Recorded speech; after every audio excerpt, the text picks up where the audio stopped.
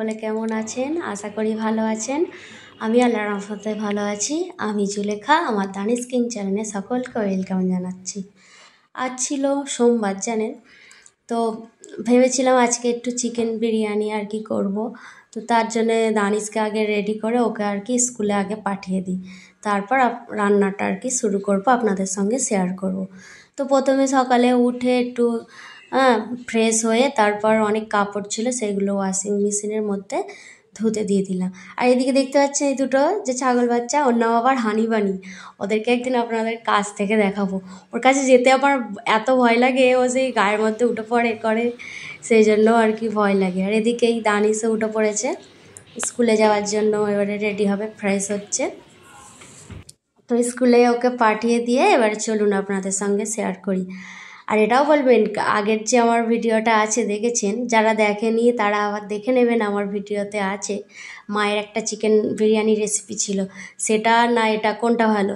আসলে দুটোই ভালো, তাই না? মা একটু কম উপকরণ ব্যবহার করেছে, আমি একটু বেশি করেছি। তো যে আর কি কম শর্টকাটে আর কি উপকরণ ব্যবহার করতে চাইবে, সে মারটাও ট্রাই করতে পারে। তো আজকে আমি প্রথমে চালটা ধুয়ে 1 ঘন্টার মতন ভিজিয়ে রাখলাম। এবারে এই মুরগির মাংসতে এবারে আদা রসুনের পেস্ট, কর্নফ্লাওয়ার দিয়েছিলাম 2 চামচ, গোলমরিচের গুঁড়ো আর গরম মশলার গুঁড়ো, কাশ্মীরি লঙ্কা, ধনে জিরে, বিরিয়ানির মশলা, নুন আর একটু কেওড়া জল দিচ্ছি, একটু মিঠা আতর আর একটু গোলাপ পানি দিয়ে এটাকে ভালো করে ম্যারিনেট করে নিচ্ছি। তো এখানে টক দইও ব্যবহার করতে পারো, তো আমার কাছে তখন অ্যাভেলেবেল ছিল না, তাই জন্য আর কি টক দইটা দেওয়া হয়নি। তো যে চাইবে টক দইও ব্যবহার করতে পারো। তো এটা ভালো করে ম্যারিনেট হয়ে গেছে। এবারে যে পেঁয়াজগুলো কুচিয়ে রেখেছিলাম ওটাকে এবারে আমি একটু বেশি করেই তেল নিয়েছি, সয়াবিন তেল, বা যারা সাদা, অনেকে আর কি সাদা তেলও বলে। তো একটু তেলটা আর কি গরম হতে দিচ্ছি।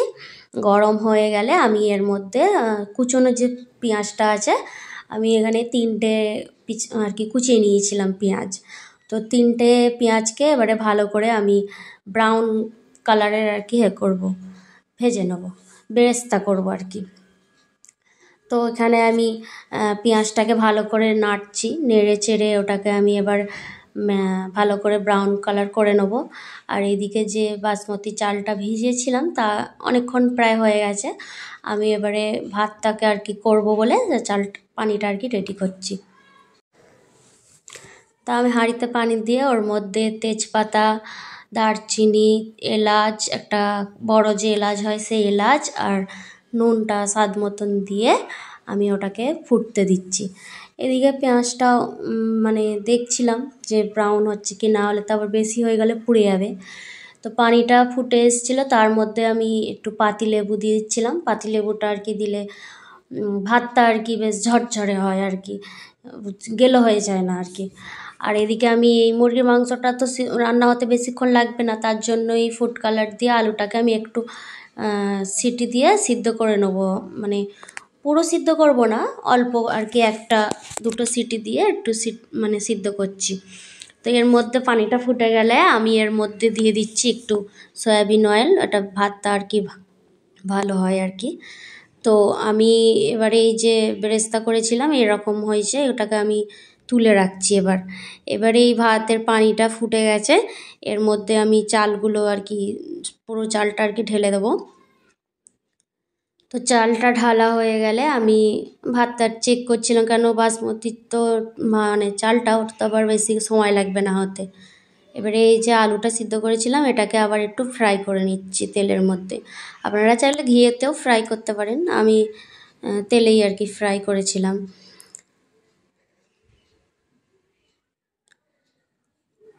তো এটা ভালোভাবে ফ্রাই হয়ে গেলে আমি এই ভাতটা দেখছিলাম যে হচ্ছে কিনা, ভাতটা হয়ে গিয়েছিল, ফ্যানটা ঝরিয়ে নিয়েছি।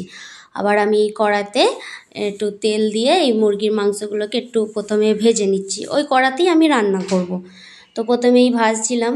আর হ্যাঁ, একটু মানে ভিডিও করতে ভুলে গিয়েছিলাম, আমি এর মধ্যে একটু আবার এলাচ, তেজপাতা আর দারচিনি দিয়েছিলাম গোটা।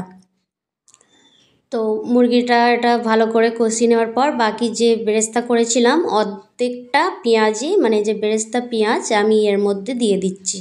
মুরগির মাংসটা যে ম্যারিনেট করা ছিল তার মধ্যে দিয়ে এটাকে ভালো করে নাড়াচাড়া করে আমি এবারে আলুগুলো যেটা ফ্রাই করা ছিল ওই আলুগুলোকে এবারে দিয়ে কষিয়ে নিচ্ছি।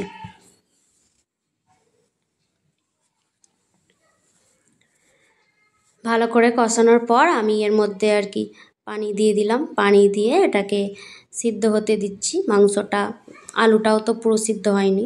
এবারে সিদ্ধ হয়ে আসার সময় আমি আর গুঁড়ো আর কি যে বিরিয়ানির মশলা হয় এটা আমার বাড়িতেই বানানো, তো কেউ জানতে চাইলে যে কিভাবে করেছি তো আমি অবশ্যই শেয়ার করব।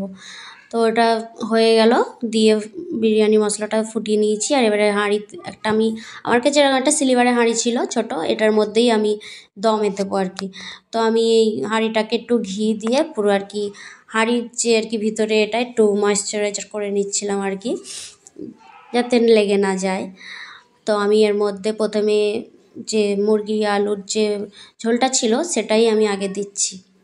অনেকে আবার দেখি আগে রাইসও দেয়, তো যে যেটা করে আর কি, আমি এরকমভাবে করি, তো আমি আমারটাই শেয়ার করছি। তো এগুলো তরকারিটা দিয়ে ওর মধ্যে আমি একটু গুঁড়ো যে গরম মশলা হয় সেটা দিয়েছি, একটু বিরিয়ানি মশলা দিয়েছি, কেওড়া জল, গোলাপ জল আর একটু মিঠা আতর দিয়ে বিরিয়ানির মশলাও তো দিয়েছি বললাম। আর এর মধ্যে দিয়ে একটু ঘি দিয়ে ভাতটা দিলাম। আবার আরেকবার আর কি লেয়ার করছি, তো কম মেম্বার সেই জন্য আর কি দুটো লেয়ারই হয়েছিল। তো এর মধ্যে বাকিটা দিয়ে আবারই একই পদ্ধতিতে গুঁড়ো গরম মশলা, বিরিয়ানির মশলা, কেওড়া ওয়াটার, গোলাপ ওয়াটার আর মিঠা আতর সব রকম দিয়ে আবার বাকি যে রাইসটা ছিল সবটা এর মধ্যে দিয়ে দিলাম। দিয়ে এর মধ্যে আমি একটু ঘি দিয়ে দেবো। ঘি দেওয়ার পর আমি দুধ আর কি মাদার ডেয়ারি দুধের সঙ্গে আমি একটু আমুল দুধ যে গুঁড়া দুধ হয় আর কি ওটাকে ফুটিয়ে নিয়েছিলাম, ওই একটু দিয়েছি। ওপর থেকে আবার একটু কেওড়া ওয়াটার দিলাম। এবার যে কালার ফুড হয় সেটা দিয়ে ওপর থেকে বেরেস্তাটা ছড়িয়ে দিলাম। এবারে এরকম একটা তাওয়া ছিল, এই তাওয়াটাকে একটু গরম করে নিয়ে একদম লো আর কি যে আঁচ হয় সেটাতেই দিয়ে এরকম একটা ফয়েল পেপারে আমি ভালো করে এটাকে মুড়ে নিয়েছিলাম। ফয়েল পেপারে মুড়ে ওপর থেকে একটা ঢাকা চাপা দিয়েছিলাম, দিয়ে এটাকে আমি দমে দিয়ে দিয়েছি। ততক্ষণ দমে হচ্ছে, এগুলো বাকি সব এত বাসন হয়েছিল এগুলো সব ধুয়ে আমি এবারে রান্নাঘরটাকে একটু ক্লিন করছিলাম। ক্লিন করে নিয়ে এবার গোসল করে নিয়েছিলাম, গোসল করে এবারে আর কি সার্ভ করে দেখাবো আর কি বিরিয়ানিটা। তো দমে দেওয়া হয়ে গেছে, আমি এবারে হাঁড়িটাকে খুলে দেখাবো আর কি। তো ফয়েল পেপারটা খুলে নিচ্ছি। এত আমি নিজে বানিয়েছি বলে বলছি না, সেদিন কেন জানি না খুবই ভালো হয়েছিল টেস্ট। অন্য সময় মাঝে মধ্যে হয় একই পদ্ধতি করি, কখনো আবার একটু হয়, কিন্তু বেশিরভাগই ভালোই হয়। তো সেদিনও খুব ভালো হয়েছিল বিরিয়ানিটা। আপনারা দেখে একটুও আন্দাজ করতে পারবেন, অনেক সময় হয় না দেখে বোঝা যায়, খাওয়ার মানে টেস্ট করার আগেও দেখে বোঝা যায় যে জিনিসটা কেমন হতে পারে। তো খুবই ভালো হয়েছিল, আপনারা একবার ট্রাই করতে পারেন অবশ্যই। আর এটা আমি এই সার্ভ করছিলাম, আর আমি একটু খেয়েও দেখছিলাম যে কেমন হয়েছিল সার্ভ করার সময়। তো আমি একটু এই স্যালাড কেটে নিয়েছিলাম, আর এত গরম ছিল আমি মুরগির মাংসটা আর কি ছিঁড়তেই পারছিলাম না। আর একটু খেয়ে নিয়ে এবারে আমি এই ওয়াশিং মেশিনে যে কাপড় ধুতে দিয়েছিলাম ওগুলোকে আমি এবারে একে একে সব তুলে নিচ্ছি। তো তুলে এগুলো ছাদে শুকাতে আর কি দেবো। তো আজকে ভিডিওটা আমি এই পর্যন্তই ছিল। আজ কেমন লেগেছে ভিডিওটা বলবেন। আমি ভিডিওটা আজকে তাহলে এখানেই শেষ করছি। আর ভিডিওটা কেমন লাগলো অবশ্যই কমেন্টে জানাবেন। চ্যানেলটা সাবস্ক্রাইব করতে কিন্তু ভুলবেন না। ভালো লাগলে লাইক করবেন, শেয়ার করবেন। আবার দেখা হবে পরের একটি ব্লগে। আপনারা সবাই ভালো থাকবেন, সুস্থ থাকবেন। দেখা হবে খুব শিগগিরই পরের একটা ব্লগে। আর আপনারা আমাদের জন্য দোয়া করবেন, আমিও আল্লাহর রহমতে আপনাদের জন্য দোয়া করব ইনশাল্লাহ। আপনারা ভালো থাকবেন, সুস্থ থাকবেন। আজ তাহলে আসি, খোদা হাফেজ।